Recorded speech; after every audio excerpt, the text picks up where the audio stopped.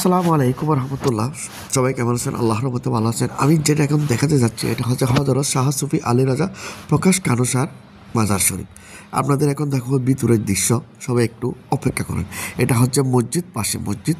এখন আমি আস্তে আস্তে ভিতরে যাবো। ভিতরে দেখতেছেন এটা হচ্ছে মাজার শরীফ হযরত শাহ সুফি আলী রাজার প্রকাশ কানুসা ওস্কার আলীনগর।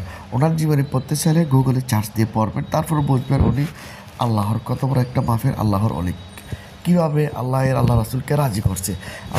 আমরা সবাই দেখেন এখানে কেউ কি সিজদা দিচ্ছে না, সিজদা দিচ্ছে না, সবাই দাঁড়িয়ে দাঁড়িয়ে জিয়ারত করতেছে, সবাই দাঁড়িয়ে দাঁড়িয়ে জিয়ারত করতেছে। ওনার দেখুন, আমরা মাজারে সিজদা দিয়ে জিয়ারত করি।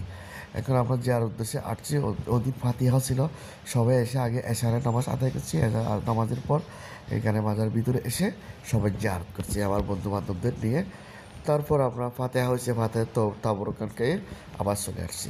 সবাই একটু ভালো করে দেখেন, সবাই সবার জন্য দোয়া করবেন।